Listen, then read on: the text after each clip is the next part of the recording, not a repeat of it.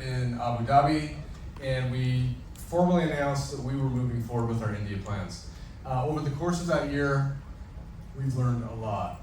We've been back and forth a number of times. My colleague Andrew and I have spent a lot of time in there, as Justin was saying, and we really feel like over the course of that year, we've gained a lot more information, a lot more insight into how we believe we can all collectively be successful in the market. We've heard time and time again from people that we've met with, whether it's product manufacturers, legal counsel, different types of consultants, different types of people who are in the same channels that we are in terms of products, in terms of opportunity, that this is a great time right now to enter India. Everybody says this. And so as we've heard that message repeatedly, our optimism continues to grow. Our hope for what we're doing to be able to connect with Indians in India who are looking for opportunity, who are looking for products that are going to help them look and feel their best, it continues to grow. So we're very excited that you're here today. We're going to talk in a couple of different sections. So you all know the data that we shared last year. We're going to touch on that briefly. Following that, we're going to talk a little bit about the product portfolio that Justin highlighted in the Global Team Elite Town Hall meeting. I think it was May 12th, that's what it was. And then following that, we're going to dive into some of the components of the business plan that we're putting together. So Andrew's going to walk us through that. He's going to connect it to the global incentive that we launched last year. We're going to revise that to make it more coherent and connect better with the direction we're going with our global SPP for India. And then we'll just end it if we have time. Hopefully we can take a few questions from some of you. We only have an hour, so I'm going to dive into this right now. But the first slide here, this is something that's not new to any of you here. Any of you who have looked at India at all, you can understand the size and the magnitude of the market. Obviously, it's the most populous country in the world, but in addition to that, I want you to all think about when you joined the Nuskin business. At what age were you when you joined the Nuskin business? Because as we look at India, we feel like the population trends right now that we see are ripe for the Nuskin opportunity. You look at, out of that 1.4 billion people, 65% of the population are under 35 years old. Can you imagine that, right? We look at that in terms of millennial and Gen Z, 910 million of those folks. That's 3 times the size of the United States, multiple times the size of Western Europe. It's a huge wave of people that are looking for opportunity. And then specifically out of that, with the millennials, you've got 440 million millennials that are out there. So everything we've heard in India, again, goes back to people are looking for opportunity. We know that the middle class is growing. We know the middle class is different. So the Indian middle class, for comparison's sake, roughly earnings between $6,000 and $35,000 a year, US dollars, which is vastly different than any of the markets that most of you come from today in terms of the earnings power that the middle class has and their purchasing power. That said, the middle class, which is currently the size of the United States, actually exceeds the size of the United States by a few million, then it's anticipated it's going to double in 20 years. So we see that rising, emerging middle class population that gives us great hope, because again, we're connecting it back to opportunity. Let's talk about really what's happening with India in terms of how they're connecting, how they're promoting, how they're learning, how they're going out about their daily lives. 1.6 billion people connect to the internet on their smartphone. You go there everywhere from a person who's selling tea in a little stall with their mobile phone, to a businessman, to a businesswoman, who they're out there conducting business as well and contacting people. We also see a lot of people that are promoting themselves online. They're promoting their businesses. They're connecting in a bunch of different ways. So if you look at this, it's kind of an eye chart right here, and it looks a little bit blurrier than I thought it would. But you've got the traditional WhatsApp, Facebook, Instagram, Messenger, WeChat. You've got 75% of the population is really heavily engaged in those areas. And then as you go down below, you've got Facebook, LinkedIn, and then Twitter, Tumblr, WordPress, Reddit, Quora. So the population is very engaged in connecting with technology, just like everybody in all the markets where we live today. India is no different. The scale and the size of what's happening in India is what's different, so keep that in mind. Let's talk a little bit about the direct sales. So direct sales, 3.4 billion USD market.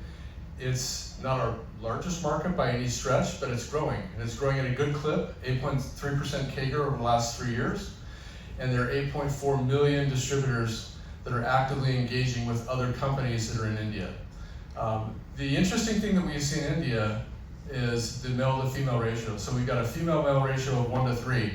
And what we're seeing is more and more females in India are starting to do direct selling. This is in line with a lot of things that we identified in our studies, that women are looking for opportunity, they're looking for recognition, they're looking to make a little bit of money to help out with the family expenses. And again, we believe that we've got the perfect engine to attract people who are looking to build a business around beauty and wellness. This is the breakdown. So wellness is by far the lion's share of direct sales revenue in India, 74%. That's led by Company H, I'm going to call them. Very successful. What we saw pre-COVID versus post-COVID is that's when they made their run. During COVID, they had a very successful stretch. They've continued that post-COVID, and we're actually very excited about that. Personally, I feel that they've gone out and created a lot of awareness around the importance of nutritional supplementation, the importance of what we're taking into our bodies. And so as they've gone out and created that awareness, I think it sets us up here perfectly for PharmaNext in terms of what we're going to be trying to do over there with our product portfolio and the way that we launched the market. Beauty obviously is a smaller segment. And so what we're doing with our portfolio will help connect us to a larger total addressable market. And we'll talk about that in just a moment. And then the other, that's anything from housewares to other things, other companies that are out there in direct sales.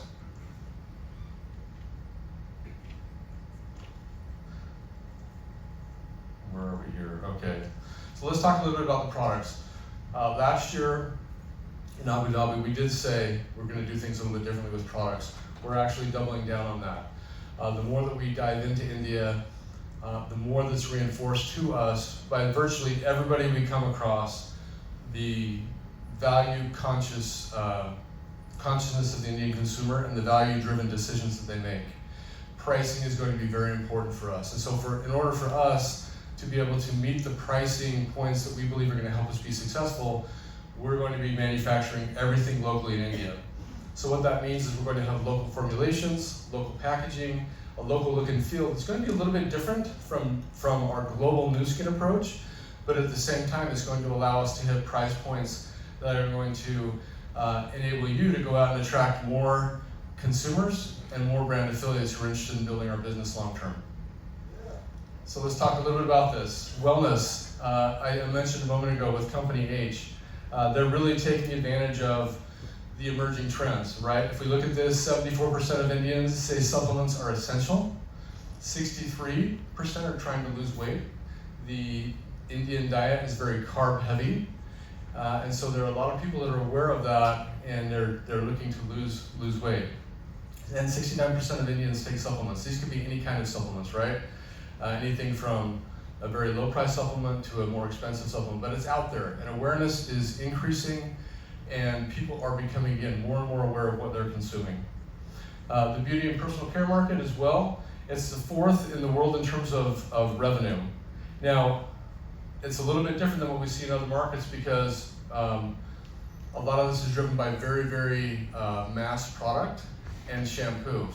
But as we look to determine our play in India, we know that we have an opportunity by getting the price points right and then also building off of the trend that people are looking for more refined, more prestigious products. And so we'll talk a little bit about that in terms of how we're positioning Nuskin. Okay, let's talk about this. So Justin announced this on the call last month in May, and we're looking at a very simple portfolio as we go into India. If you'll notice here, we've got, and I'll get out of your way for those of you taking pictures, we've got on the wellness side, we're going to be anchoring our products with Prism. We believe that Prism is going to help us go in and differentiate ourselves from day one, and also really reinforce that our products do what we say they're going to do. With this, we've got a TRME kit and a core nutrition kit. But the core nutrition kit is going to contain a product called LifePak Core and then Optimum Omega. The TRME kit will have a LifePak, oh that's a mistake here. The TRME kit will have no replacement, a Slim S, and Jumpstart. But with this, we really believe that this will help us be very focused from day one on what we're taking to the market. Each one of the SKUs in these two different product kits are going to have SCS certified a blend in it, an antioxidant blend in it, that's going to be unique to India. And so they'll be connected directly to scanner results and the Prism results and the Prism performance.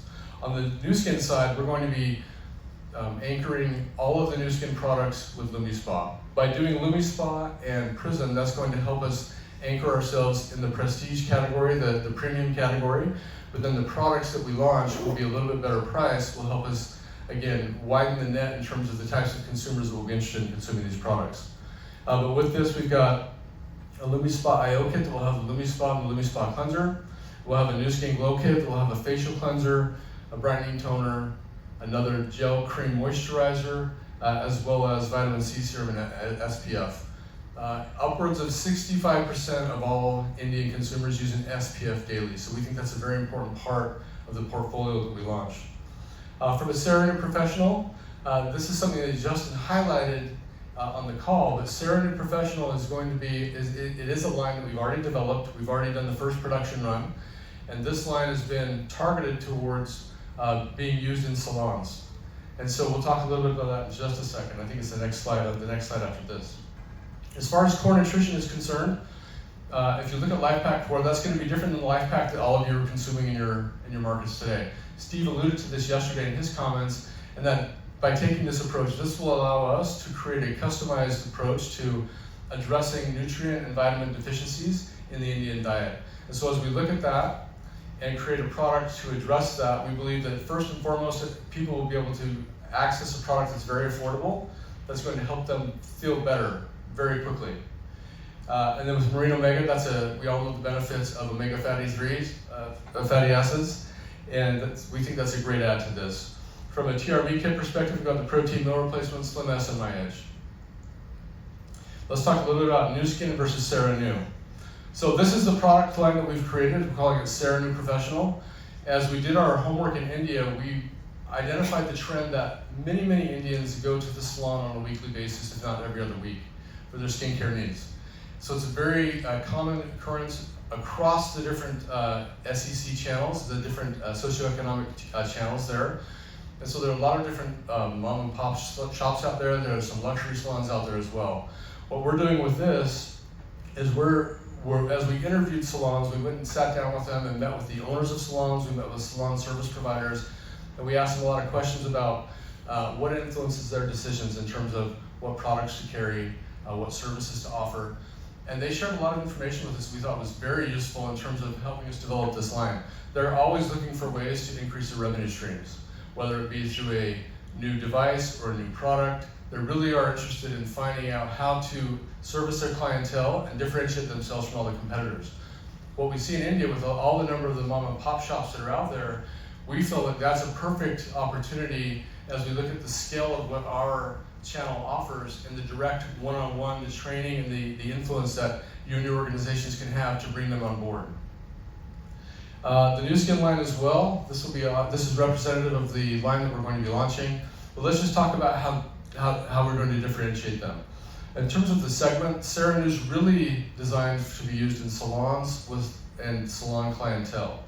And it's established as a professional line. So that's very important. Every salon we talk with asks for products for professional. And so we're marketing them under the professional tag. They're going to be more apt to take those in. The target audience, again, salon clientele. The science is going to be inspired by Ayurvedic wisdom. We've been partnering closely with our local product manufacturers on the formulations that we decided to launch with Serenade, and we're confident that these are going to hit the right spot in terms of what people are looking for out of the experience when they go to the salon. We all are also very interested in the device play there too. So a lot of Indians are hesitant to use a device on their face for fear of actually doing something to damage their skin. They go to the salon for those types of treatments. What we feel for this side is that they have the LumiSpa experience. That's going to give them confidence that the galvanic experience is going to be just as positive. On a side note, one of the experiences we had in the salon. We had a salon owner going to, she owned her own salon, but she was going to a luxury salon where we were actually testing our products. And she walked in and we said, well, we're going to go ahead and take you through this this series of steps in the service we're going to give you today. And she said, well, you don't need to clean my face. I've already cleaned my face. I own my own salon. I know what I'm doing. I've been a beautician for years. So she was confident that her skin was going to be very prepped for the service we were going to give her. Well, she ended up accepting the Louis Spa, so we did a Louis Spa on her, and she was shocked. For those of you who have been to India, you'll notice that the environmental factors are much different than in any of the markets where we live. She was shocked at how much dirt and grime came off of her face at the end of that Louis Spa session. She was sold. She's like, how do I get one of these? I want one of these. So we think that that's going to be a very easy, intuitive, and compelling sell. Not only in the salons, but also on the Nuskin side. Nuskin, we're going to continue to try to differentiate in terms of it's going to be more premium.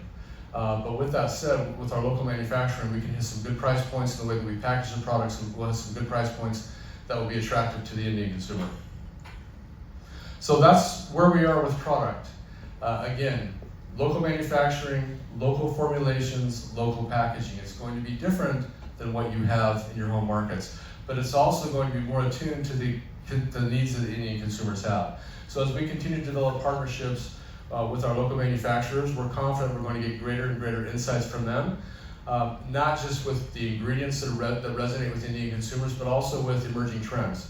So we're looking to build this portfolio over time. Obviously, as we get into market and experience some revenue growth, we've got a plan in place to also then increase the number of SKUs that we're making available in India. Now, with that said, I know many of you, as we've talked throughout this week, have been asking Andrew and myself about the business model.